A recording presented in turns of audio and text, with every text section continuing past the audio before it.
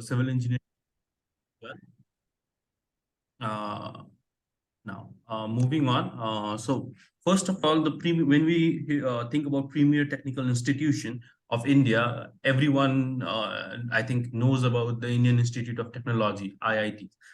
So IITs are basically the centrally funded technical institutions. By centrally funded, we understand that these are very heavily funded technical institutions. It is directly under the central government, the government of India. So the government provides some generous fund to this institution. So therefore, they are very well renowned all over the world for their uh, technical programs. They offer various degrees, which include Master of Technology, which is equivalent to Master of Engineering when we talk in context of Nepal. A Master of Technology, then there is also management programs, which include MBA and other MSc programs. Also, IITs along with NITs and IISc Bangalore account for nearly 80% of all engineering and PhDs in India. So what most people don't know are there are only limited IITs, but if I have to say, there are 23 IITs, which include the top ranked IITs such as IIT Bombay, to newly formed IITs such as IIT Tirupati, right? So the government has been constantly adding IITs, as in the South Asian region, the technical education has gained importance very recently. So the Indian government, realizing it, has constantly been upgrading institutes to the position of IIT. Other premier institution includes IISc Bangalore, and IISc Bangalore specifically is one of the top research institutions, not only in South Asia, but it is globally renowned for its research. And there are others such as National Institute of Technologies, NITs, IIMs, and ICERs. Right? Coming to the QS ranking, why you should also be aware of that not all IITs have the same QS ranking, because each IIT is a different institution, right? Is an autonomous institution. So every IIT is an individual institution and they are rated as such, right? So starting with the top IIT, which is IIT Bombay, it has a QS world ranking of 47, while other IITs such as IIT Delhi, Madras, KGP all follow them, and mostly all IITs come under the top 500 to 1000 rating, right? Mostly all the IITs come under top 500 all over the world. So now that was the basic introduction about IITs. Now coming to how you are going to get into these prestigious institutions. So for a lot of people, they think that getting into IITs is really difficult, right? And to some extent that is true, but now at this day and age, when there are 23 IITs, and furthermore in the master's and PhD level, it might not be that difficult. If you follow the right step and process, getting into IITs might not be that difficult for you, right? So first step is selection of courses and institute. So as I told you earlier, that every IIT is an individual autonomous institute, right? So every IIT have their own speciality. Like for example, if you're interested in civil engineering, you might be more interested into IIT Roorkee or IIT Delhi, right?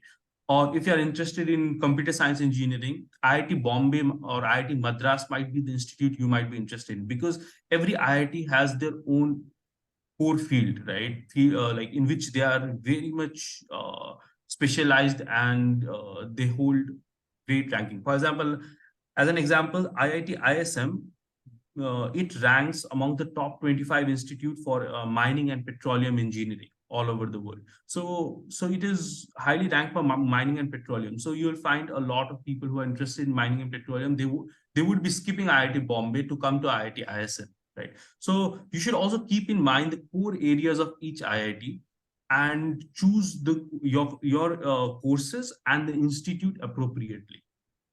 The next is exploring scholarship opportunities, right? So there are lots of scholarship opportunities which can make you study fully funded, right? over here. It can include government funded scholarships, or it can include institute funded or industry funded scholarships, right? So you have to be very careful and very vigilant while looking for these scholarships so that you don't miss any of the opportunity. The third stage is document compilation.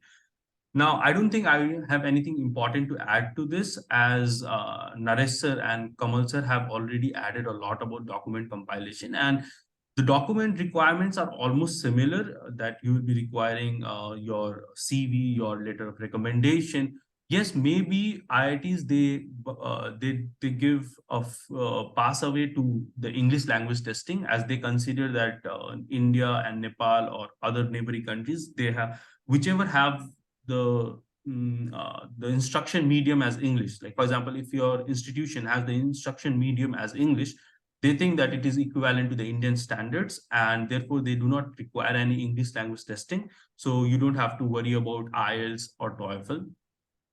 Apart from that, when we talk about standardized testing, you can appear for standardized testing, which will make your application way easier. For example, India has its own standardized testing, so you can appear for that, but it is not mandatory. It is not a compulsory thing, right? And also you can definitely go for GRE, because some IITs like IIT Bombay, they also evaluate GRE scores, right?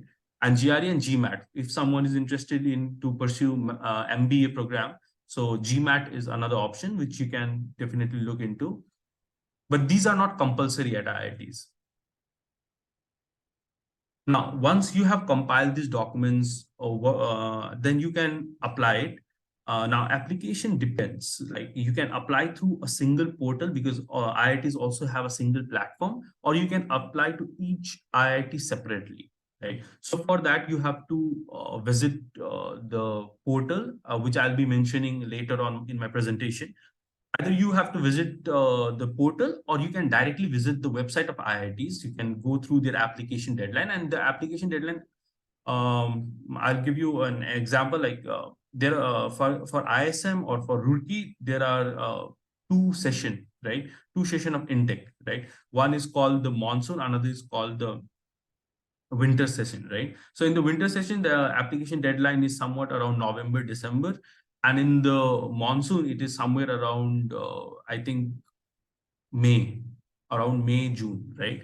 So you can start your application at that period. You can submit your application. Then fundamentally, the way how they select you is based upon your documents that you submit, basically your transcript, basically your CGPA, right? CGPA or percentile or whatever you have submitted. So they will shortlist you, they will call you for an interview.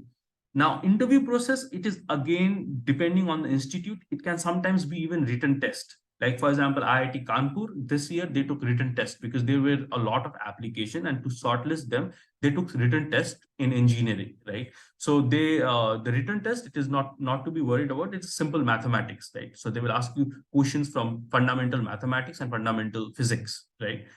And somewhat maybe there will be something English, but mostly it is maths and physics. So, but most of the IITs, they will just take 1 or 2 rounds of interviews, right? And the interviews at IITs are technical. It's completely technical interview. So they will not be much into your other aspect. They will be more focused on your fundamental knowledge of your area, right? So if you're applying for civil engineering, let's say, so they will be asking you fundamentals from your background, from civil engineering, and maybe there might be something from physics and mathematics, right? So the interview session isn't that difficult, but yes, you have to prepare for the interview. You have to be adapt with your all the coursework that you have taken in your bachelor's, or if you're applying for PhD, then bachelor's plus PhD, master's. And furthermore, you should also have some planned research area, right? So that a professor can examine you, how you are how much knowledge you have in your research area. Then once your interview is done and you have been successfully selected, then it's simply there is admission process, which the institute will inform you. Coming to now the most important thing, funding, right? So IITs and other premier institutions, they offer there are three kind of possibilities to fund your studies. One is self-funded, right? So in self-funded, you directly apply to the institution, right? So there is direct application to the institution. You don't have to go through any portal that I mentioned earlier. You directly apply to any IIT. Let's say I have to apply to IIT Roorkee. I'll directly apply to IIT Roorkee when there is the vacancy or when there is the admission process, right? And in this case, the expenses, it will be taken by you, and it will depend on the course and the institute you're applying. For, let's say, I'll give you an example, IIT Roorkee, the total semester fee is 10,000 rupees, okay, which is very cheap, right? But when you talk about IIT ISM, the semester fee here, it goes to $2,000, right? So it depends on your institute and it depends on the course, right? So self-funded, it might not be very ideal for those who are looking for PhD programs. For masters, it is still good option because IITs, they don't have that much fee. Most of the IITs, they even provide fee waivers to candidates. So this might be a good option for masters people, but for PhD, I don't think this will be a good option. Coming to institute funded, right? So institute funded is, in this case also, you directly apply to the institute. Over here, it is better if you have a GATE score, right? So once you have a GATE score, it makes you eligible for direct institute funding, right? But sometimes a lot of IITs also waive this requirement of GATE for international students whom they find that they are quite good. So the fellowship for masters, it will be around 12,000 something per month fellowship, and for PhD it can go as up to 40,000 per month, right? And everything else will be subsidized in the campus. So your tuition fee will be subsidized, your everything is subsidized. You have to pay something from this fellowship, but it will be quite subsidized. So the fellowship 40,000 per month, I think it is quite sufficient for PhD holders to stay on campus, right? And then apart from self-funded and institute funded, there are several scholarships, right? And in this case, you will be applying to the scholarship portal. You won't be applying directly to the IITs. Rather, you will go to the particular scholarship portal and you will be applying through the scholarship portal. And in that case also, you will get, you might get monthly stipends and tuition fee waivers, right? So that is there. And it will depend, the amount you will be receiving, it will depend upon what scholarship you have applied to and from where you have applied to, right? So these are the very most common scholarships. The first one is ICCR scholarship. ICCR is for both masters and PhD students, right? And even for postdoc. ICCR also provides scholarships for the postdoc. So if someone is there who has already completed his PhD, he can also come to IITs for the postdoc, right? Through ICCR. So ICCR, it is the Indian Cultural Council, right? And they provide like good amount of scholarship. And I think in Nepal, they provide more than 500, around 100 to 500 scholarships per year, right? Then there is another one. It is also given by the Indian Embassy. It is called the Homi Jahangir Bhabha Scholarship. It is directly controlled by the Indian Embassy in Kathmandu and the and other Indian consulates in Birganj, right? So in this, it is the Homi Jahangir Bhabha Scholarship. It is mostly for targeted to the master student, right? Then there is the Study in India portal. So Study in India portal, it is a complete portal for all the Indian universities. It is not only for IITs, it is not only for CFTIs, it is for all the Indian universities. Over here, you can also apply to private universities from this portal. And yes, definitely you can apply to IITs, right? So Study in India, they have their own fee waivers, they have their own scholarships. So you can go to their website, you can go and check what scholarships, what fee waivers they have, and what institutions are present in that. And finally, coming to the ITEC, Indian Technical and Economic Corporation Cooperation. So ITEC is another scholarship. It is mostly available to people who are already working, either in the government or the related sector. in their country. So they also have good amount of scholarships and quite good funding, and they are targeted for short-term courses or masters mostly. So if someone is interested in short-term courses like a 6-month or 1-year course, or a complete 2-year degree at such as masters, then they can also look into iTech programs who are already working in their country. So it is targeted to them, right? Now, apart from scholarships, then there are joint degree programs. Let's say you are interested in IITs, but also you want to get the exposures from abroad, right? So then there are joint degree programs. For example, there is a program between IIT Bombay and Monash University. So these are only the examples I'm giving you over here. There are several programs. You can go to each IIT's website and you can find which collaborations they have, right? So a lot of people, they miss these things. So I'm giving you an overview of this, that there are programs between IIT Bombay and Monash University. So in these programs, what you will be doing, you will be enrolling at either IIT Bombay or Monash University in Australia, and you will be staying and working in collaboration of both the universities. So you will be traveling. Sometimes you are in Bombay, sometimes you are in Australia. So back and forth, and your stipend will also depend based on that. So suppose if you are in India, IIT Bombay will be paying you the stipend, and they will be paying you in Indian rupees as per the standards. And once you are in Australia, you will be receiving for that period the stipend in dollars, so to meet your expenses, right, from the Monash University. Similarly, there is another tie-up between the University of Queensland and the Indian Institute of Technology, Delhi, right? Which also has this similar broad line, but something I think which will be very much interesting to the audience present would be the tie-up between the Kathmandu University and Indian Institute of Technology, Madras, IIT Madras. So this is a very recent tie-up. They have they have brought this joint degree program. It is actually a master's degree program in energy engineering, right? So in this program, you will be spending your 1 year at Kathmandu University. So basically, you will be attending a coursework at Kathmandu University, and you will be doing a thesis at IIT Madras, right? So that is so basically coursework you can attend from anywhere, but the most important exposure is during the time of research or your thesis, right? So you need proper lab facilities, and I think this would be very good for students who want to stay in Nepal, as well as get those exposure from IITs, right? So Kathmandu University and IIT Madras could be the go-to option for you. So that was my presentation. I hope I have imparted something new to you. Thank you so much. Thank you, Ravi sir. I think you have explained all of the, I think your experience of IITs, and I think that it would be beneficial for the attendees. And now I would like to welcome Partheesh sir. He is our fourth speaker. Partheesh sir did Bachelor in Civil Engineering from the JNTU Kakinada, India.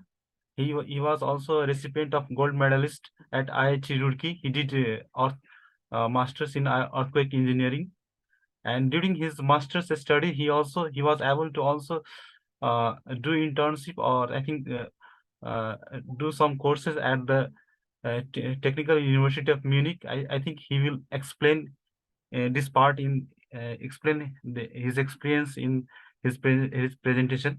Then he worked a couple of years in Digicon Engineering Consultant as a structural engineer, and then he later joined the local road bridge support unit. That is, it is funded by the Swiss government. He worked there for a couple of years as a bridge design engineer, and he is also working as a national structural earthquake engineer at UNDSS, and he is also a co-founder of ISR. And present beside this, he's also running his own organization, that is bridge as a bridge design engineer at Dynamic Solution.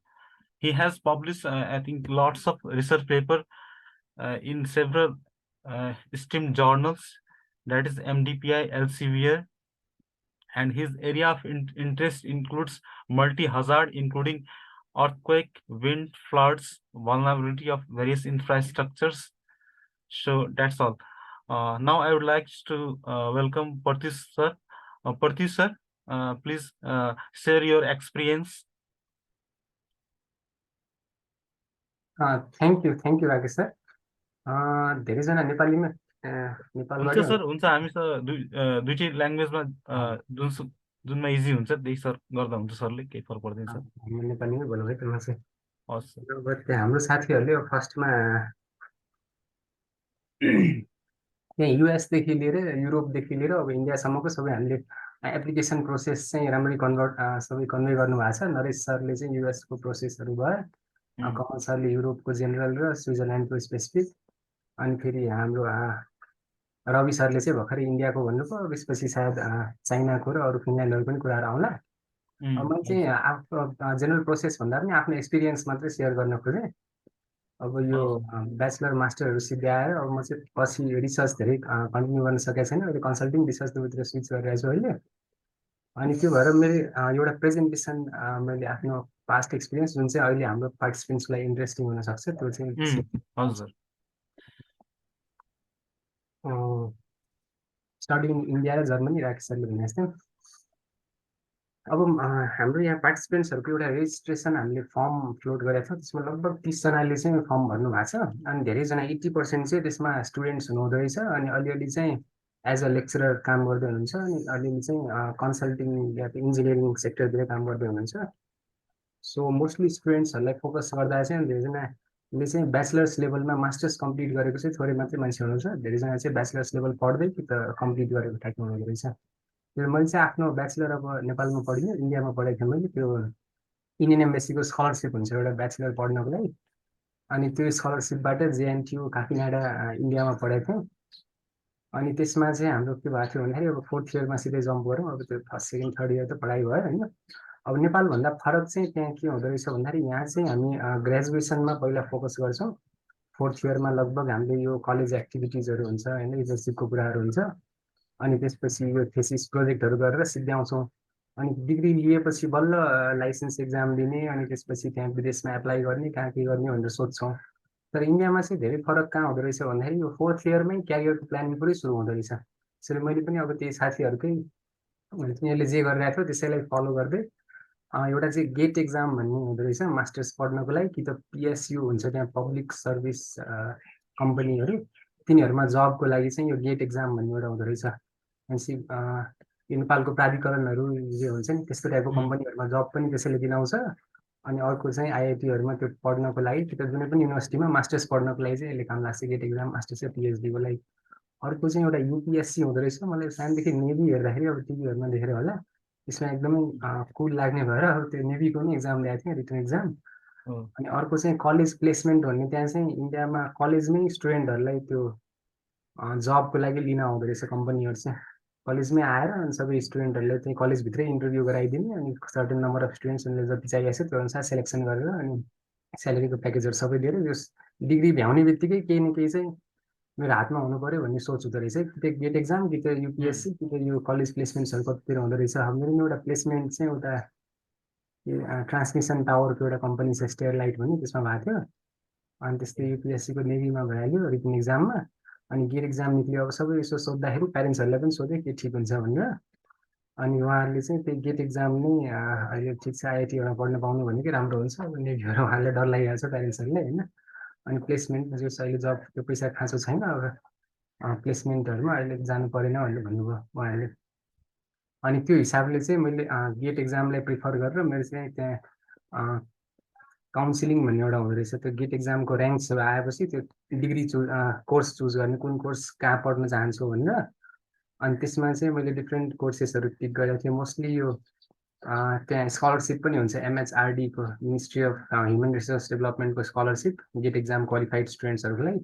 तर नेपालीहरूलाई चाहिँ त्यो त्यतिखेर 2015को कुरा हो। रुड्की र Kharagpur IIT Roorkee र आइआइटी खडगपुरले मात्रै त्यो स्कलरसिप दिन्थ्यो नेपालीहरूलाई। अरू युनिभर्सिटीहरूले गेट एक्जामको स्कोरको हिसाबले स्कलरसिप दिइन्थ्यो नेपालीहरूलाई, इन्डियनहरूलाई चाहिँ दिन्छ, नेपालीहरूलाई दिइन्थ्यो। त्यो मैले रुड्की र खडगपुरको कोर्सेसहरू चुज गरेको थिएँ। अनि त्यसमा चाहिँ रुड्कीमा स्ट्रक्चरल डाइनामिक्स भन्ने पाइयो होइन। अब त्यो भएर कतिजना चाहिँ यदि गेट एक्जाम दिन इन्ट्रेस्टेड हुनुहुन्छ भने यो चाहिँ एकदम सजिलो, कतै हेर्नु नपर्ने, आफ्नो नलेज बढ्ने टाइपको एउटा तरिका भयो त्यो एप्लाई गर्ने। त्यो यसमा चाहिँ सिलेबस अब गेट एक्जामको कोर्सेसहरू सेम हामीले बीमा जे पढाएछौँ त्यही कुराहरू सोधेको हुन्छ। त्यो भएर स्पेसल पढ्नुपर्छ भन्ने चाहिँ केही छैन। त्यसमा खालि एउटा इम्पोर्टेन्ट चाहिँ अब अरू कम्पिटेटिभ एक्जाम्स चाहिँ प्र्याक्टिस टेस्टहरू चाहिँ धेरै दिनुपर्छ, किनभने त्यो एकदमै टफ टाइपको एक्जाम बनाउन खोजेको छ तिनीहरूले होइन। त्यहाँ क्वेसनहरू धेरै, त्यो कसैले पनि पुरै क्वेसन भ्याउँदैन। अब टाइम म्यानेजमेन्ट चाहिँ एकदम इम्पोर्टेन्ट हुन्छ होइन। गाह्रो क्वेसनहरूलाई स्किप गर्दै सजिलो सजिलो गर्दै फेरि गाह्रो क्वेसनमा कति टाइम दिने त्यो सबै गरेर प्र्याक्टिस टेस्टहरू सकेसम्म धेरै दियो भने यो चाहिँ एउटा के मेसेज दिन चाह्यो भने नेपालीहरूले पनि इजिली गेट एक्जाम चाहिँ राम्रो ऱ्याङ्कहरू ल्याउन सक्छौँ। धेरैजनाले चाहिँ इन्डियनहरूले एकदम गेट एक्जाम भनेको त एकदम हार्ड एक्जाम हो होइन, नेपालीहरूले गर्न सक्दैन कि भन्ने भन्छ होइन। तर त्यो सजिलै छ, त्यो म्यानेजमेन्ट चाहिँ जस त्यसरी गर्न सकिन्छ। एउटा चाहिँ क्लासमै पढाएको चिजमा फोकस गर्ने होइन, अरू केही एक्स्ट्रा हेर्नु पर्दैन। अनि त्यसपछि प्र्याक्टिस टेस्टहरू धेरै दिने। त्यो प्र्याक्टिस टेस्टको किताबहरू नै त्यो हेरिरहेको हुन्छ कि जिके पब्लिकेसनहरूले निकालेर हुन्छ। अनि त्यसहरूबाट अब यो ऱ्याङ्क निक्लेपछि चाहिँ युनिभर्सिटीमा सजिलो छ। त्यसपछि त्यो अघि रवि सरले भनेको एउटा अप्सन जुन चाहिँ एमएचआरडीको स्कलरसिप, त्यो स्कलरसिप पाइन्छ। त्यहाँ लगभग महिनाको हाम्रो पालामा चाहिँ 2015देखि 17को बेला हो, त्यतिखेर 12,400 दिन्थ्यो। अहिले बढ्यो होला भाडु आइसी इन्डियन करेन्सीमा। जस त्यो भयो भने अब स्कलरसिप पनि पायो अनि पढ्न पनि पाइयो। अब चाहिँ मैले त्यसपछि आइआइटी रुड्कीको एक्सपिरियन्स सेयर गर्न चाहेँ। अब त्यसमा एउटा अब अर्को जेएनक्यू काकीनाडासँग कम्पेयर गर्न चाहेँ अलिकति मैले। अब त्यसमा त्यो पनि स्टेट गभर्मेन्ट युनिभर्सिटी नै थियो, मैले पहिला ब्याचलर पढेको युनिभर्सिटी। तर त्योभन्दा चाहिँ धेरै फरक पाएँ मैले आइआइटीको करिकुलममा होइन। त्यहाँ चाहिँ एकदम हार्ड कन्सेप्ट्सहरू, जसरी हाम्रो नेपालको 11-12को पढाइ छ नि, एकदम हार्ड चिजहरू राख्ने अनि सबै चिज चाहिँ कस्तो फर्मुला अनि रट्ने टाइपको चिजले पढाइदिने। अब त्यस्तो टाइपको ब्याचलर्समा थियो भने मास्टर्समा चाहिँ करिकुलमहरू एकदम सिम्पल, बेस्ड अन फर्स्ट प्रिन्सिपल्सहरू हुन्थ्यो। सबै चिज कोर्सेसहरू चाहिँ फर्स्ट प्रिन्सिपलहरूबाटै स्टार्ट हुन्थ्यो होइन। अनि प्रोफेसरहरू पनि फरक पाएँ। प्रोफेसरहरू चाहिँ यता आइआइटीहरूमा चाहिँ एकदम एकम्प्लिस प्रोफेसरहरू हुने, अनि तिनीहरू चाहिँ जस आफू चाहिँ एकदमै ठुलो मान्छे भए पनि पढाउने बेला एकदम सिम्पल कुराहरू, त्यो हातले ड्रइङहरू बनाएर सबै यो ग्राफ पेपरहरूमै सिकाउने, त्यस्तो सिम्पल तरिकाले सिकाउने।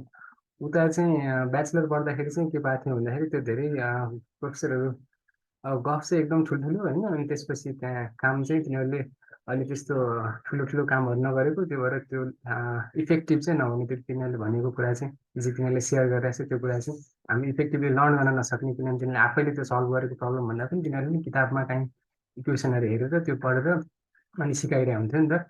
अनि त्यो भएर एउटा त्यहाँ थियो। अर्को चाहिँ के थियो भन्दाखेरि यो एक्जाम सिस्टम जुन हुन्छ त्यहाँ चाहिँ प्रोफेसरले नै आइआइटीहरूमा चाहिँ क्वेसनहरू सेट गर्छ होइन, आफ्नै जसले पढाएको छ त्यो प्रोफेसरहरूले, अनि एकदमै टफ पेपरहरू सेट गर्छ। भनेपछि सकेसम्म एउटा के मेमोरी छ भन्दाखेरि हामी त्यहाँ फर्स्ट एक्जाममा न्युमेरिकल मेथड्सको एक्जाम भएको थियो। अनि त्यो एक्जाममा चाहिँ हाम्रो क्लासमा सबैको 0 आयो। मेरो चाहिँ 2 20 मार्क्सको एक्जाम दिनुभएको थियो प्रोफेसरले, सबैको 0, मेरो चाहिँ 2 आएछ। अनि प्रोफेसरले ठिकै छ भनेर प्रोफेसरले इम्प्रेस त पैसा नि हुने भएन होइन। तर त्यसरी चाहिँ सबैको 0 आयो भने त्यस्तो मतलब चाहिँ हुँदैन त्यहाँ प्रोफेसरलाई होइन। त्यो सकेसम्म टफ एक्जाम पेपर सेट गर्ने, पढाउने बेला चाहिँ एकदम सिम्पल पढाउने फर्स्ट प्रिन्सिपल्सबाट होइन। त्यो टाइपको एउटा इन्भाइरोमेन्ट हुन्छ, पढाइमा पनि धेरै राम्रो। अनि अर्को चाहिँ क्लासरुम बाहिर पनि यो एक्स्ट्रा करिकुलर एक्टिभिटिजहरू, जसरी यो डिफ्रेन्ट इन्टरनेसनल सिम्पोजियम्सहरू हुन्छ होइन। त्यहाँ डिपार्टमेन्टमै धेरै ठुल्ठुलो मान्छेहरू बाहिरबाट आउँछन्। अब एकाडेमिक सम्बन्धी पनि एक्स्ट्रा करिकुलर पनि हेर्ने हो भने अब ठुल्ठुलो त्यो सिङ्गरहरू, अरिजित सिंहहरू यिनीहरू त्यो आएर इभेन्टहरू गराउने होइन। अनि त्यस्तै गेम्सहरूमा पनि इन्टर आइआइटी गेम्सहरू, कहिले काहीँ नेसनल गेम्समै पनि कोही कोही क्वालिफाई हुन्थ्यो एकदम मिहिनेत गर्नेहरू त। अनि त्यसरी चाहिँ यो सबै चिजको व्यवस्था चाहिँ अब रविले भने जस्तै अघि त्यो फन्डिङ चाहिँ एकदम हेभिली फन्डेड हुन्छ आइआइटिजहरू। त्यो भएर राम्रै फन्डिङ भएको कारणले सबै अपर्च्युनिटिजहरू चाहिँ त्यहाँ धेरै थियो। अनि त्यो बाहेक चाहिँ अब अघि मैले ब्याचलरमा भने जस्तै प्लेसमेन्टहरू चाहिँ आइआइटीहरूमा पनि अझै ठुल्ठुलो कम्पनीहरू आउने होइन, इन्टरनेसनल कम्पनीहरू नै आउँछ आइआइटिजहरूमा।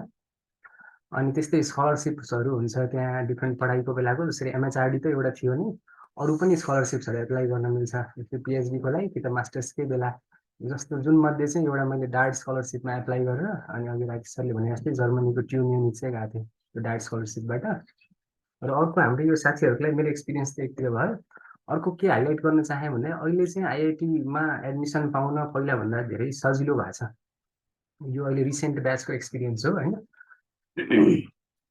सजिलो कसरी भएको छ भन्दाखेरि त्यहाँ मास्टर्समा प्रोफेसरहरूले एउटा च्यालेन्ज फेस गरेछ कि मास्टर्सको स्टुडेन्टहरू जेनरली इन्डियन स्टुडेन्टहरूले के गर्दो रहेछ भन्दाखेरि त्यहाँ स्कलरसिप खाने होइन कलेजमा बस्ने तर गभर्मेन्ट जबको प्रिपेयर गर्ने कि प्रोफेसरहरूले त्यो रिसर्चमा त्यसले केही पनि हेल्प भएन त्यो स्टुडेन्ट्सहरू खालि त्यो हाजिरी मात्रै गर्ने अनि त्यसपछि त्यहाँ बसेर अरू जबहरू प्रिपेयर गर्ने जस्तो रिसर्चतिर कति फोकस नगर्ने अनि त्यो भएर तिनीहरूले एउटा के पोलिसी अनि अर्को चाहिँ तिनीहरूको इन्टरनेसनल स्टुडेन्टको सङ्ख्या कम भएर त्यो ग्लोबल ऱ्याङ्किङमा पनि आइआइटिजहरू पछाडि पछाडि थियो त्यो भएर तिनीहरूले त्यो दुइटैलाई एउटा सल्युसन के निकाल्यो भन्दाखेरि सकेसम्म धेरै स्टुडेन्ट चाहिँ हामी बाहिरको लियौँ भनेर त्यहाँ नेपालबाट अब अफ्रिकाबाट कताबाट एप्लाई गर्छन् होइन त्यो इन्डियन बाहेक चाहिँ धेरै स्टुडेन्टहरू लियौँ भनेर एउटा पोलिसी बनाएको छ अनि त्यसले गर्दा अहिले चाहिँ आइआइटिजहरूमा धेरैजना नेपाली पाइन्छ मेरो भाइ अहिले आइआइटी बम्बेमा पढ्दैछ कान्छो भाइ अनि उनीहरूसँगै 12जना नेपालीहरू छ अहिले त्यहाँ स्ट्रक्चर जो सिभिल इन्जिनियरिङ संकायभित्रै 12जना नेपालीहरू चाहिँ त्यही कोही कोही सेल्फ फन्डेड कोही कोही अघि रविले भने जस्तो स्टडी इन इन्डिया स्कलरसिपबाट कोही कोही चाहिँ अब त्यहाँ एडमिसन पाएर पछि आइसिसिआर पनि मिलाउन मिल्छ होइन अब त्यो तरिकाहरूले चाहिँ अहिले आइआइटिजहरूमा ठुलो इन्भेस्टमेन्ट भएको इन्डियन गभर्मेन्टको ठुलो इन्भेस्टमेन्ट भएको राम्रो पढाइ भएको युनिभर्सिटीमा नेपालीहरूलाई ठुलो अपर्च्युनिटी खुलेको छ यो कुरा चाहिँ मैले हाइलाइट गर्न खोजेँ यहाँबाट अब अर्को चाहिँ मेरो डाड एप्लिकेसनको एक्सपिरियन्स सेयर गर्न चाहेँ जर्मनी जाने बेलाको त्यसमा चाहिँ अब हामीले डिफ्रेन्ट स्कलरसिप्सहरू खोजिराख्नुपर्छ अब अघि कमल सरहरूले पनि भने जस्तै एउटा यो डाड मात्रै होइन अरू पनि धेरै छन् इरास्मस मन्डसहरू छन् होइन अब त्यो अस्ट्रेलियामा अघि रविले भने जस्तो छ होइन धेरैवटा देशहरूमा चाहिँ अब स्कलरसिपहरू छन् अब हामीले चाहिँ सकेसम्म धेरैमा एप्लाई गर्ने अब एप्लिकेसन प्रोसिजर सबैको लगभग सिमिलर हुन्छ त्यो एउटाको लागि प्रिपेयर गऱ्यो भने त्यो चिज अरू धेरैवटा ठाउँमा काम लाग्ने चान्सेस हुन्छ होइन त्यो भएर अब यो स्कलरसिप अप्सन्सहरू चाहिँ सकेसम्म यो अनलाइन वेबसाइटहरू छ त्यो स्कलरसिप्सहरूको बारेमा अपर्च्युनिटी युथ अपर्च्युनिटिजहरू त्यो वेबसाइटहरू छ अनि त्यसमा चाहिँ स्कलरसिपको अप्सन्सहरू खोजेर अनि प्रोसेस चाहिँ अनलाइन नै हुने भएर धेरै सजिलो छ अब पहिला हामीले 11-12 पछि कहिले त्यहाँ युनिभर्सिटी एप्लाई युएसको युनिभर्सिटी एप्लाई गर्नु पर्दाखेरि चाहिँ त्यो खाममा त्यो सबै लेटर अफ रेकमेन्डेसनहरू पनि सिल गरेर अनि त्यो पोस्टेज पठाउनु पर्थ्यो अनि त्यो कहिले 1 महिना कति पछि पुग्थ्यो त्यहाँ त्यो हुन्छ त्यो सबै झन्झट चाहिँ आजकल छैन अनलाइन एकदम इन्स्ट्यान्टली हुन्छ इन्फर्मेसन पनि एकदम इजिली एभाइलेबल छ तर यसमा एउटा घाटा चाहिँ के हो भन्दाखेरि सबै प्रोसेस चाहिँ तपाईँले आफैले पत्ता लगाएको हुनुपर्छ कि एक्सक्युजेसहरू चाहिँ पाउनु हुँदैन जसरी मेरो एउटा भाइको स्टोरी भन्छु कि उसले यही डाड फन्डिङहरूको लागि एप्लाई गरिरहेको थियो उसले सबै प्रोसेस पुऱ्यायो तर कलेजमा चाहिँ एचओडीलाई इन्फर्मेसन भएको थिएन अरे उसले एप्लाई गरेको त्यो भएर चाहिँ उसको डाडको एनओसी रिजेक्ट भएको थियो त्यो भएर यो सबै प्रोसेस चाहिँ मैले पढिनँ मैले थाहा पाइनँ भन्दा नि अहिले अनलाइनको जमानामा चाहिँ आफ्नै रेस्पोन्सिबिलिटी भएको कारणले यो प्रोसेसहरू चाहिँ राम्ररी रिसर्च गर्नु होला सबै स्कलरसिपहरूको अनि त्यसमा चाहिँ हामीले त्यसपछि बल्ल कुनै न कुनै मिल्न सक्छ स्कलरसिप हामीले पाउन सक्छौँ अब अघि कृष्ण प्रताप शाहले त्यहाँ च्याटमा भने जस्तो धेरैवटा कलेज एप्लाई गरेँ होइन तर कुनैबाट त्यो आइरहेको छैन अब त्यो जेनरल प्रोसेस नै हो प्रतीश सर एक्सक्युज मी एउटा क्वेसन है यो ड्याड फन्डिङकै विषयमा होइन एक्चुअली पहिला चाहिँ ड्याड फन्डिङको लागि एप्लाई गर्ने हो कि पहिला प्रोफेसरलाई एप्लाई गर्ने या त ड्याड फन्डिङ एप्लिकेसन पाइसकेपछि होइन फन्डिङ पाइसकेपछि प्रोफेसरलाई एप्रोच गर्ने हो कि कसरी जाने सर त्यसको बारेमा हो यो ड्याडमा चाहिँ कस्तो छ भन्दाखेरि पहिला हामीले प्रोफेसरलाई एप्रोच गर्नुपर्छ त्यहाँ चाहिँ होस्ट युनिभर्सिटीको एउटा इन्भिटेसन पाउनुपर्छ ड्याडको फन्डिङ एप्लाई गर्नको लागि चाहिँ त्यो इन्भिटेसन लेटरको लागि चाहिँ सकेसम्म प्रोफेसरलाई नै हो हामीले एप्रोच गर्ने मैले पनि त्यहाँ मास्टर्स पढ्दाखेरि लगभग 17जनालाई इमेल गरेको थियो मेरो त्यो थेसिस टपिकसँग मिल्दो जुल्दो रिसर्च गरेर हजुर अनि त्यहाँ जर्मनीमा पनि त्यो यो स्यान्डविच प्रोग्राम थियो हाम्रो खास आइआइटी अनि टियु स्यान्डविच प्रोग्राम भन्छ त्यसलाई टियु भनेको चाहिँ इन्डियाको आइआइटीहरू जस्तै त्यो जर्मनको गभर्मेन्टको फन्डेड युनिभर्सिटीहरू टप युनिभर्सिटीहरू त्यहाँ जर्मनीको टेक्निकल युनिभर्सिटीहरू भन्छ त्यसलाई त्यस्तै 7-8वटा छ सायद टियु चाहिँ अनि तिनीहरूको प्रोफेसरहरूलाई ठ्याक्कै त्यही स्कोप मेरो स्कोपमा चाहिँ त्यति मात्रै थियो त्यो स्यान्डविच प्रोग्रामको स्कोपमा अब ड्याड स्कलरसिप चाहिँ इन जेनरल सबैमा पाइन्छ त्यहाँको गभर्मेन्ट युनिभर्सिटीहरूमा सबैमा तर मैले चाहिँ त्यही टियुहरूभित्र थियो त्यो टियुभित्र 17वटा प्रोफेसर भेटेँ मैले अनलाइनमै रिसर्च गर्दाखेरि अनि त्यो गरेर मैले 17वटालाई इमेल गर्दाखेरि जम्मा 1जनाले मात्रै रिप्लाई गरेछ अनि त्यो 1जनालाई नै मैले अब त्यो सबै एप्रोच गरेँ अब उहाँको के हुँदो रहेछ भने प्रोफेसरहरू फेरि धेरै बिजी होइन अनि रिप्लाई आउन पनि हामीले आज इमेल गरेका छौँ भने लगभग 2 हप्ता 3 हप्तापछि रिप्लाई आउने अनि त्यो केसमा चाहिँ मलाई सजिलो कसरी भयो भन्दाखेरि त्यहाँको प्रोफेसरको चाहिँ एकजना इन्डियन पिएचडी स्टुडेन्ट रहेछन् अनि उहाँले चाहिँ मेरो इमेल उहाँलाई फरवर्ड गर्दैछ कि अनि हेर त स्टुडेन्टलाई कसरी हेल्प गर्न सकिन्छ भनेर सिधै फरवर्ड गर्दैछ कि अनि पिएचडी स्टुडेन्टसँग चाहिँ अलिकति जस प्रोफेसरभन्दा बढी टाइम हुन्छ होइन अनि उहाँहरूले चाहिँ सपोर्ट गर्नुभयो अनि प्रोसेसहरू चाहिँ पुरै उहाँले नै सहज पारिदिनु भयो त्यो इन्भिटेसन लेटर पाउनेसम्मको प्रोसेसलाई भनेपछि यो इन्भिटेसन लेटर पाउनको लागि चाहिँ हामीले खास त्यो एउटा रिसर्च प्रपोजल भन्ने आफूले बनाउनु पर्ने रहेछ। मैले त्यहाँ आएर यो 7 महिनामा 8 महिनामा के गर्छु मैले ठ्याक्कै काम भनेर, अनि त्यो चिज चाहिँ त्यहाँ युनिभर्सिटीमा भइरहेको चिजसँग एलाइन हुनुपर्छ। किनभने त्यहाँ जर्मनीमा चाहिँ अलि युएस भन्दा फरक छ। त्यहाँ चाहिँ प्रोफेसर सबैजना आफ्नो एउटा स्ट्रिम हुन्छ, म यो बाटोमा हिँडिरहेको छु भनेर जो जो यसमा इन्ट्रेस्टेड छ तिमी आएर मसँग जोडिदेऊ भनेर भन्छ।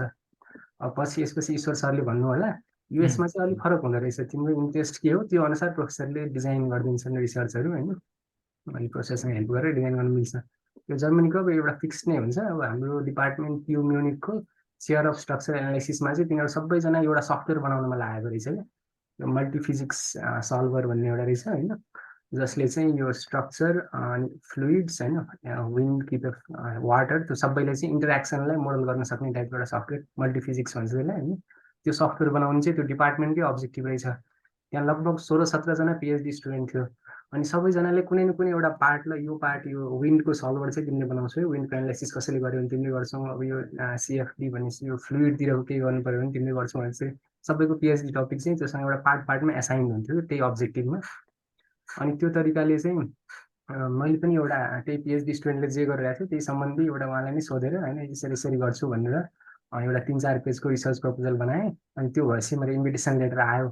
अनि त्यसपछि बल्ल मैले डाड फन्डिङको त्यो जुन टाइमहरू मिल्नु पऱ्यो सबैको, हामीले यदि डाडको एप्लिकेसन मार्चमा छ भने हामीले यो प्रोफेसरलाई इमेल गर्ने चाहिँ लगभग 3 महिना अगाडि नै सुरु गरिदिनुपर्छ, अनि बल्ल भ्याइन्छ। अनि सर यो प्रोफेसर एग्री भइसकेपछि डेट फन्डिङ पाउने मतलब चान्सेस स्योर हुन्छ कि एकदम म्याक्सिममै हुन्छ, एकदम हुन्छ त्यसपछि। जसरी अघि मैले भने जस्तो मेरो भाइको केसमा चाहिँ के अरे इन्भिटेसन पनि आयो, ड्याड पनि मानिसकेको थियो, ड्याडले पनि नाम निकाल्न लागेको थियो, तर कलेजले चाहिँ एनओसी दिएन कि, त्यो भएर कहिले काहीँ कहाँ अड्किन्छ हुँदैन, तर म्याक्सिमम चान्सेस चाहिँ हुन्छ त्यो ड्याडबाट चाहिँ अड्किँदैन। अनि त्यो भएर यो ड्याडले चाहिँ त्यसपछि त्यो एप्लिकेसनलाई इभ्यालुएट गरेर जेन्युन हो भने ड्याडको चाहिँ कस्तो छ भन्दा सजिलो, तिनीहरूको फन्डिङ चाहिँ खास मोबिलिटी फन्डिङ मात्रै हो। भनेपछि हामीलाई त्यहाँ बस्न खानको लागि जे चाहिन्छ, ट्राभल गर्नको लागि जे चाहिन्छ त्यति पैसा मात्रै दिन्छ तिनीहरूले। त्यो भने त्यो गभर्मेन्टको लागि थोरै पैसा हो होइन, त्यो चाहिँ इजिली पाइसकेको, जसलाई युनिभर्सिटीले बोलाएको छ उसलाई चाहिँ उसले फन्डिङ रिजेक्ट गर्दैन सकेसम्म। त्यो यो सबै हुँदाखेरि अब म ड्याड स्कलरसिप पाएर अनि त्यसपछि जर्मन भिजा एप्लाई गरेर अनि त्यसपछि जर्मनी पुगेँ। अब TU म्युनिक भनेको चाहिँ जर्मनीको टप ऱ्याङ्क युनिभर्सिटी नै रहेछ, वर्ल्डभित्र पनि सायद टप 30 भित्र पर्छ होइन। अनि त्यहाँ एकदमै अब रिसर्चको लागि चाहिँ हेभिली अब सबै ल्याबहरू सेटअपहरू एकदम हेर्दाखेरि ल ठिक छ खत्रै रिसर्च हुने रहेछ जस्तो फिल भयो। मेरो चाहिँ सफ्टवेयर डेभलपमेन्टतिर थियो, त्यो त्यति हार्ड इक्विपमेन्ट्सहरू चाहिँ देखेँ मैले होइन। अब त्यसमा सफ्टवेयर डेभलपमेन्टमा चाहिँ मैले त्यही पाइथनबाट त्यो कोडिङहरू गरेर अनि विन्ड र स्ट्रक्चरको इन्टरेक्सन मोडल गरेर अनि एउटा सेमी एक्टिभ ट्युनमा स्ट्याम्पर हालेर चाहिँ कसरी घटाउन मिल्छ त्यसको भाइब्रेसन स्ट्रक्चरको भनेर स्टडी गरिरहेको थिएँ। अनि त्यहाँ एउटा चाहिँ यो भयो, अर्को चाहिँ त्यहाँ कस्तो हुँदो रहेछ भन्दाखेरि थेसिसहरू, मास्टर्स थेसिसहरू इन्डस्ट्रीको पार्टनरसिपमा पनि हुँदो रहेछ। कुनै एउटा इन्डस्ट्रीलाई एउटा प्रब्लम आइपरेको छ होइन, अनि त्यो प्रब्लमको रिसर्च चाहिँ उसले आफ्नै इन हाउस टिम राख्नुभन्दा कुनै युनिभर्सिटीको प्रोफेसरलाई एसाइन गरिदिन्छ, तपाईँले यो रिसर्च गरिदिनुहोस् मेरो। अनि त्यसको बाबत चाहिँ प्रोफेसरले भन्छ कि मलाई यतिजना मास्टर स्टुडेन्ट चाहिन्छ, यतिजना PhD स्टुडेन्ट चाहिन्छ, अनि त्यो सबैको फन्डिङ चाहिँ त्यही इन्डस्ट्रीको त्यो जुन कम्पनी हो त्यो कम्पनीले नै गरिदिन्छ। अघि रविले भने जस्तै एउटा अप्सन त्यो पनि छ। अनि त्यो पनि जर्मनीमा चाहिँ पपुलर रहेछ। कतिजना चाहिँ इन्डस्ट्री फन्डेड रिसर्चहरू गर्दो रहेछ, कतिजना चाहिँ त्यही डिपार्टमेन्टको जे लाइन छ त्यही गर्दो रहेछ। अनि त्यहाँ अर्को मैले कोर्स वर्क पनि लिएँ। अब त्यो कम्पलसरी चाहिँ थिएन, मेरो चाहिँ मास्टर्स थेसिसको लागि मात्रै गएको थिएँ म त्यहाँ, तर कोर्स वर्क पनि कम्प्युटेसनल विन्ड इन्जिनियरिङमा लिएको थिएँ। अब त्यो रमाइलो के हुँदो रहेछ भन्दा एक्जामहरू चाहिँ केही पनि हुँदैन होइन, पुरै त्यो सेमेस्टरभरि नै फर्स्टमै एउटा प्रोजेक्ट एसाइन भएको थियो हामीलाई, यो बिल्डिङको चाहिँ तिमीले यो विन्डको सिमुलेसन गर्छौ है लास्टमा भनेर भनिदिइसकेको थियो। अनि पुरै क्लासभरि सिकेको चिजहरू हरेक दिन हामीले केही न केही सिकाइन्थ्यो त्यो सम्बन्धी। अनि त्यो सिकेको हिसाबले चाहिँ लास्टमा मैले आफ्नो बिल्डिङको त्यही सम्बन्धी सिकाइदिन्थ्यो, जेनरल सिकाइन्थ्यो। अब त्यो चिजलाई चाहिँ मैले आफ्नो बिल्डिङमा कसरी ढाल्ने, जसरी मैले विलिस टावर भन्ने छ एउटा सिकागोमा, त्यसको बारेमा त्यसको विन्ड भाइब्रेसनको बारेमा थियो हाम्रो प्रोजेक्ट चाहिँ। अनि लास्टमा चाहिँ त्यो क्लासमा सिकाएको चिज त्यसमा एप्लाई गरेर प्रेजेन्टेसन गर्नु पर्थ्यो, अनि त्यही प्रेजेन्टेसनको मार्क्स चाहिँ हुन्थ्यो, त्यसरी भयो। अनि अर्को चाहिँ जर्मनहरूले टाइमलाई कसरी भ्याल्यु गर्दो रहेछ, एकदम हामीले सुनेको छौँ जर्मनहरू चाहिँ एकदम टाइममा सटिक हुन्छ भनेर। अनि यसको चाहिँ मेरो एउटा पर्सनल एक्सपिरियन्स पनि थियो। त्यहाँ थेसिसको प्रेजेन्टेसन जब फाइनल हुन्छ नि त्यतिखेर गर्ने बेला चाहिँ ठ्याक्क 20 मिनट दिएको थियो मलाई, तर म चाहिँ यसो बोल्दा बोल्दै फ्लोमा अब थाहा हुँदैन कति मिनट बित्यो भनेर 25-26 मिनट भइसकेको रहेछ। अनि त्यसपछि बल्ल स्टप भएँ। अनि चाहिँ पनि पिएचडी स्टुडेन्टले हात देखाएर अनि बल्ल स्टप भयो। त्यहाँ अडियन्स चाहिँ लगभग सबैजना पिएचडी स्टुडेन्टले बसाएर गर्दो रहेछ मास्टर्सको थिसिस प्रेजेन्टेसन चाहिँ। अनि त्यसपछि त्यहाँ प्रोफेसरले चाहिँ लास्टमा मलाई बोलाएर त्यो मार्क्स दिने बेला चाहिँ ओपनली मार्क्स दिन्छ, यसो सुटुको मार्क्स हाल्दै पठाइदियो भन्ने हुँदैन। अनि त्यसपछि तिम्रो सबै कन्सेप्ट बुझाएछौ तिमीले, क्रस क्वेसनहरू पनि गऱ्यो, धेरै गऱ्यो, लास्टमा तिमीले सबै चिज राम्ररी एन्सर दियो, तर म तिमीलाई हाइएस्ट मार्क्स दिन सक्दिनँ किनभने तिमीले चाहिँ टाइम एक्सिड गरेछौ, त्यो भएर तिमीलाई सेकेन्ड ग्रेड दिन्छु है भनेर मलाई सोध्यो। ए ल हुन्छ सर भनेर भने। अनि त्यसपछि बल्ल उसले सेकेन्ड हाइएस्ट ग्रेड चाहिँ त्यसपछि दियो।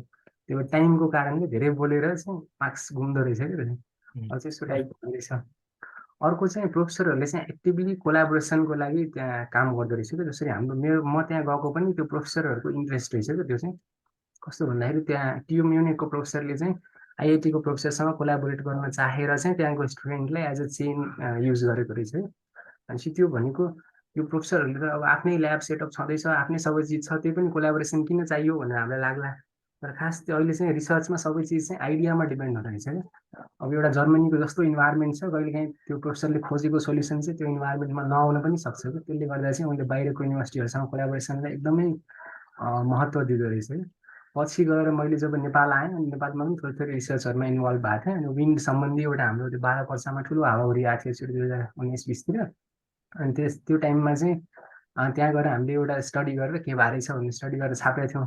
अनि प्रोफेसरले मलाई रिसर्च गेटमा मेसेज गर्नुभयो क्या, you have done interesting research, please tell me how we can collaborate भनेर प्रोफेसर आफैले चाहिँ कोलाबोरेसन गरौँ भनेर इन्डिभिजुअललाई पनि एप्रोच गर्दो रहेछ। अनि त्यो चाहिँ सबै रिसोर्सेसहरू त्यतिखेर यदि हामीलाई केही सिमुलेसन गर्नु छ, केही गर्नु छ भने प्रोफेसरकै ल्याब एभाइलेबल हुन्थ्यो। अनि मलाई त्यहाँ जान मन छ भने पनि फेरि डाट फन्डिङ 3 मन्थको लागि एकचोटि फर्किसकेका मान्छेलाई फेरि 3 मन्थको लागि त्यहाँ अप्सनहरू के हुँदो रहेछ। डाटमा धेरैवटा फ्लेक्सिबल अप्सन छ आउन जानको लागि चाहिँ। रिसर्चकै फन्डिङ चाहिँ ठ्याक्कै गर्दैन, तर मोबिलिटी फन्डिङ चाहिँ गर्छ। त्यो भएर यस्तो कोलाबोरेसनहरू चाहिँ एकचोटि बसेपछि चाहिँ धेरै सजिलो हुँदो रहेछ त्यहाँ गर्नको लागि। अब लास्टमा मैले थोरै एउटा के जोडिहालेँ भने ब्याक टु नेपाल। अब धेरैजना चाहिँ विदेशमै अड्किन्छ, नेपाल फर्किँदैन भनेर भन्छन् होइन।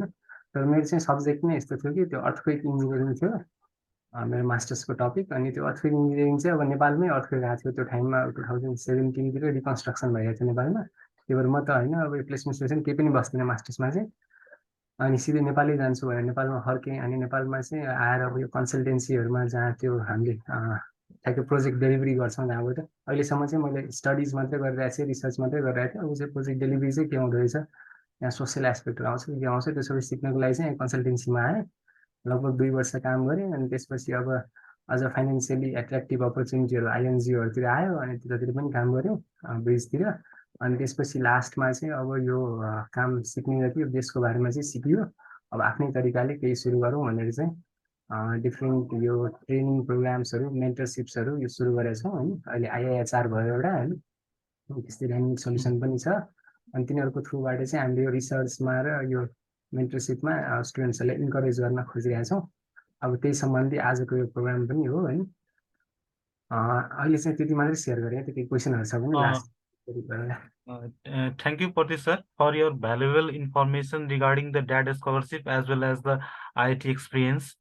Now I would like to welcome the fifth speaker, Ishwar Joshi. I think he has a wide range of experience of doing masters in Hua University, China, and also he has worked a couple of years, I think, year at Norwegian University of Science and Technology, and currently he is doing PhD at Utah State University.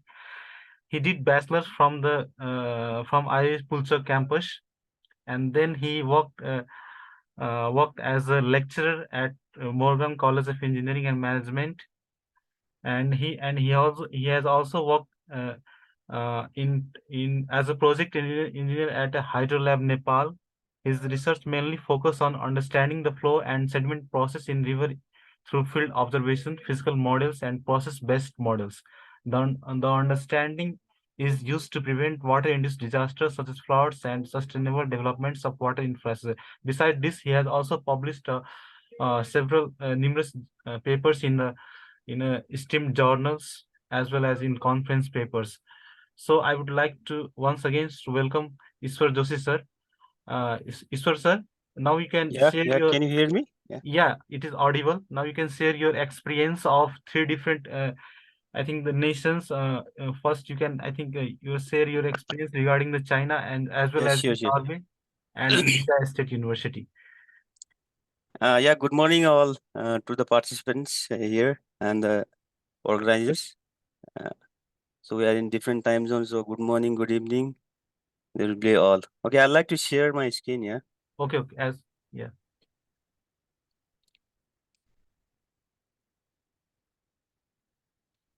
So can you see my screen? Yeah, it is visible.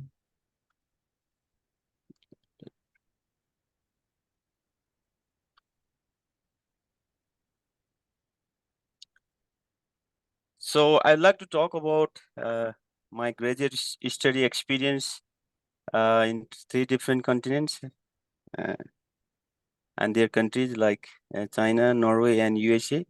So it will be my like unbiased experience that I have gained in these countries. So that will be general, not very specific, okay? Because what I experienced may be different what other people may experience in future.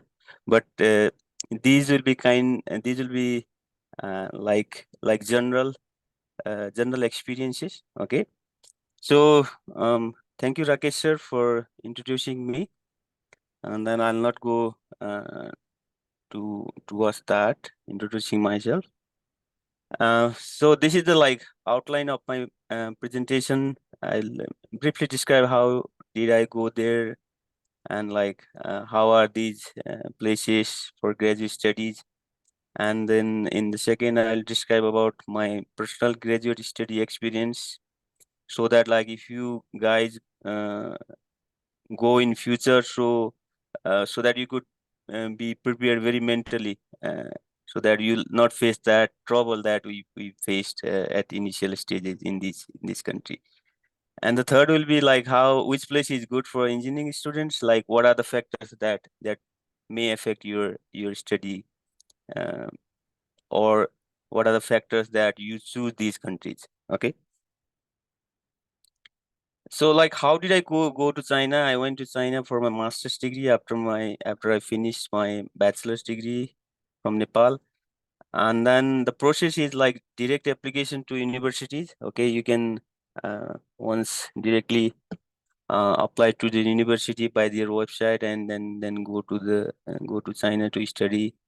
And the second one is like there are like Chinese government scholarship available through CSE, China Scholarship Council, um, where they provide like stipend for students like 3,000 RMB for PhD and 2,500 RMB for master students. It's just for personal expenditure, and they provide the rent or the accommodation for free. Unlike so for my case, I went through China's Scholarship Council through Ministry of Education in Nepal. Okay, and then so if you go to China, you have to be very careful. As I'm sharing my experience, you have to select the university based on the university is good for what. Like why university is like one of the best for water resources in world. So you have to select the university based upon that. Like Tsinghua University is very good in computer science. Peking University is good for natural resources, or or we'll say very fundamental level of physics, chemistry, and others. So you have to take care of that. Okay. Then never go to low tier universities in China. You'll have very hard life and there. Okay. And then there's one very interesting experience I have is one of the friend was going to China with us, and he was saying like, okay, I want to walk from the very first day when entering China. And one of other friend with me, he just scolded, don't never think to walk in China. Is you have already like 1.4 billion people to walk, so you'll have very hard time there. So you shouldn't think to walk in China. Just if you want to go to study, and that's all. Okay. And another thing is like if you have like good Chinese language understanding in advance, that will make your life very easier, because we have we have experienced like when I first went, when I first went to China, I used like 2 or 3 words like 多少钱 and 这个是什么? So it's like how much it costs and what is this. So we use those 2 words to sustain our life. So if you like know Chinese in advance, then it will be very easier for you because it's and they only speak Chinese and everything is based in Chinese language. And like if you want to have university ranking and find good university, you can look from this Wikipedia website I've given to you. Okay. Then in second, I'd like to talk a bit about Norway. Then in making of my career, I graduated from China and then worked at Hydrolab Nepal for a couple of years. Then had a opportunity to work in Norway as a PhD candidate. And then so my process was kind of very different than generally people would do, but in general, PhD education is a job, as Kamal told earlier. So you have to look from jobnods.no/search.en to find jobs in Norway, all kinds of jobs, even if it's PhD or any kind of job. Okay, and for master's degree, they do not pay for your master's at present. Okay, and you have to pay by yourself. So the trend are changing in Norway. And the very different experience is Norway is quite expensive. It's very, very expensive, and the weather is very chill there. In winter, you can have like minus 30 degrees centigrade also. So if like anybody is not acclimated with that weather, then he can have hard time. Also, like you don't have sunshine that much in Norway. But there are positive parts also there. The summer is very good there. It's very mesmerizing. It will attract you. Okay, and the best thing is highest quality of life, I'll say, in Norway. It's the water is clean, food is very healthy. Everything is like kind of organic. And also you need to have like a very good command of Norwegian language to work after graduation. So it will be always a asset if you graduate from there. And another good part is like after your PhD, you could have like permanent residency after 3 years of PhD. Okay. Then I left there in Norway because of my family conditions, and I came to USA for PhD. Okay, and PhD here has been a quite different experience. So during my applications, like I talked with my professor and friends a lot. Okay, this is the most important steps, as Nourish told in the first presentation. So you talk to the professor and friends. That is the most important part. So how I validate is that recently we have there was an application at my university at USU. So the professor indirectly asked me, how are the students in Nepal? Okay, so that is very important to talk with friends and professors. He indirectly asked me, okay, how are the students from Nepal? Okay, so in US, the networking is very, very important and is very crucial, and it could help you a lot. So make networks with professors and friends. Okay, in US, this is the first step. Don't feel hesitation about that. And for like study support as a scholarship, you have teaching assistant and research assistantship. So if you want to know what they are, like teaching assistantship is like if you are in teaching assistantship, then professor will give you some work to do, like copy checking or homework checking, or to do some classes. Okay, and in research assistantship, you will have the professor, you have to work in some research project under the supervision of your supervisor. For example, now I'm working on a Logan flood study, so I'm getting a research assistantship as a scholarship. Okay, And then GRE TOEFL are requirements here. Generally, in most of the university, they were waived during COVID, but TOEFL is always a requirement. So if you want to join to US, then have good scores in both GRE and TOEFL. Okay. And the most important thing is kind of like motivating you also. Don't fed up with writing emails to professors. Okay. Never get fed up. So if professor do not reply your email, just send him another email. Okay, professor, I sent you a mail last 10 days ago. I didn't see your reply. So send the mail again. Okay, don't get fed up with writing. I wrote like 80 emails and only get 2 or 3 replies from professor. So it depends. So why I generally don't think that okay, I am writing to my professor, but he's not replying. It depends. Like if they have funding, then only they will reply you. If they don't have funding, they will not reply. So you don't think that they are not replying, so I am not good. Okay, it depends upon chance. So if you write more emails, you have more chances. So write the emails. Don't forget that. And like for application, like you can apply. I also did. This is my personal experience. So you can apply to individual universities. Okay, you can look to individual universities, and most of the application process is detailed in university. Okay, this we have like a habit of not watching the university email, but it's very detailed in the website. And also like don't ever feel shy to write an email to the department which you are applying. This is very important.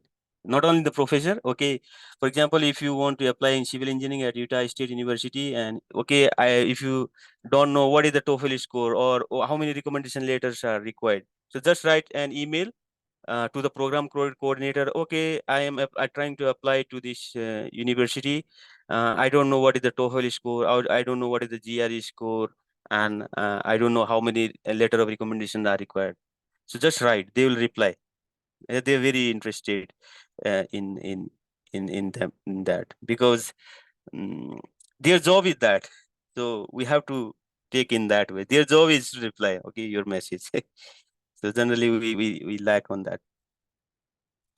So it's like in the first part I told like how I went to those countries or university in a very general way. Okay, just so I'm trying to share my experience, not going to the depth of the applications. So experience that I have felt in China in general. Okay, this is my experience. You cannot like take it as a recommendation, but it's a general, and it will be true to certain extent. Okay, like language barrier in China is huge. As I told you in the previous slide, that in China, I only stayed with 2 or 3 words of Chinese for 1 to 2 months. Then only slowly started learning language. Language barrier is huge. Okay, and the important thing, the second about the experience is like Chinese professor may not understand your accent. This is like my own experience. Like I used to speak with my own accent and with my own speed.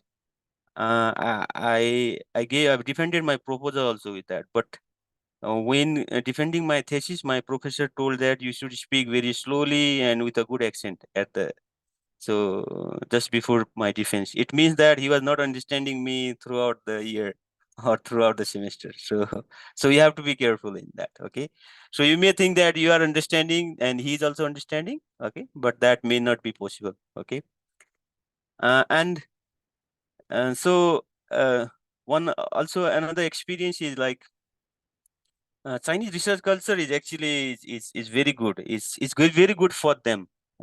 They are at the state of the art of the research in any research, either it's in water source structure, geotechnical, or any of the engineering. But we may not be able to capitalize on it because it's in on their language. Okay, so if you could by chance like if you go to their university and in some way sit in their classes also. I used to do that. Used to sit in Chinese classes also. At least the equations are in English, so you can understand the equations. Okay, so seeing from that and comparing to our undergraduate degree or master's degree, that they were way advanced. this is also my experience with one of my undergraduate student. So in structural analysis, what we do, if you calculate the moment equations, what is that? EI is something equals to dy by dx or something like that. But they use the moment equation in of second order, like EI equals to dy by dx plus d square y by dx square or something like that. So I didn't understand any other things except those equations. So uh, their research is very advanced in Chinese. Okay. And another, this is not that much, I think, likable for us, but they have very less opportunities of job because their population is huge. So you should be careful in thinking uh, of education in China. Okay, if you want to work in Nepal uh, uh, for your whole career, then you may think of going to China. Okay, if you want to go to China and then build career in China, then you may have hard time. Okay, so we have very negligible job opportunity there. Okay, and the very another thing important is the teaching method is one directional. So professor, they come, they teach whatever is in their books or their notes. So the student are listening. This kind of preaching. So it's one directional teaching. So may not improve our knowledge. And another experience studying there is that friendly people, but it's very difficult to integrate in their culture. They kind of, I'll not use bad words here, but it's very difficult to integrate in their culture if you say in a softer tone. Okay, this is very difficult when you are in that culture. You may not have that perception when you are staying in Nepal, but it's very difficult. And one important thing is like it's a good place for short-term work like postdoctorate. You have huge salary and low costs. Like 2 years of job you could have like salary of 50 to 55,000, but the cost of living will be like 2,000. Sorry, yearly 50,000. The cost of living will be like 10,000 to 15,000 per year, something like that. So I think this is my experience. Okay, it's a good place for postdoctorate. Not I don't recommend it like master's or doctorate degree there. My personal experience is not a recommendation. Okay. And in Norway, like I was there for 1.5 years as a researcher, uh, kind of like a PhD candidate. So their university is they're very open. You have to do all by yourself. So it means like they leave you free, okay, in studying. Sometimes it may think that in our environment we think that if there is no professor around us, we may not be able to work or we may not like to work, but they leave us independently there in Norway. It may not be like general in Europe, but in Norway it's like that. So you have to work, you have to plan all by yourself. Okay. And the study work-life balance is very good in Norway. They work like 8 hours or a week, and it's very flexible, the working environment, and you can enjoy a lot also there. So they don't give you like much mental pressure. If you feel that you have mental pressure, just you can leave the university and no one will care. The government will support you in that. And there's no language barrier in Norwegian university. But the trend is like they are promoting Norwegian language now in their university. So it may get hard in future. And like the PhD student, they also have to learn Norwegian language. And if you find a job, you have to learn Norwegian language. And how I said that they are shifting to Norwegian language is that when I was in TNU, and they used to give all the information in the website in English at the start of year, but later they changed to Norwegian to English. So it's kind of changing the trend. And also like educational, if you see the educational scenario is also mostly like one directional like Chinese. So the university professor, they come and teach, they don't interact that much. It's kind of, I say, kind of like in Nepal also. Chinese are more one directional, but Norwegian not that much, but a bit less than Chinese, but they are also one directional. And if you get a degree from there, it's of high value within Norway and the outside. Okay. And then this an experience in US is this I'm almost here for like 8 months. I don't think we have any language barrier at all here, but sometimes professor may not understand your accent initially. Maybe maybe my personal weakness also, I don't know, but generally it will be like from Indian subcontinent. So if you talk with them like for 1 month, they completely understand us, but initially they feel like they say what something like that. So this also US universities are very open. You have to do all things by yourself, plan yourself, plan for the resource, plan for the time, everything by yourself. Okay, then they try to make us independent. And this very important is what I find is the teaching is bi-directional. It's kind of like conversation. So if you are class, you feel like it's not like they are teaching, but we are like communicating with each other. So a student can ask any question to their professors, and professor they will reply. They are happy to answering the questions. Okay, this I like it very much here. So it's kind of bi-directional, kind of like conversation, sitting informal conversation. Their teaching method is so it's kind of win-win for both sides and good for the minds on both sides. This is the one of the like the most uh, beautiful and it's the best way of to do teaching. And another important thing is like university education, the way they teach is to they prepare us for consulting job also and research job also while teaching. Sir, So Ekesi, yeah, sir.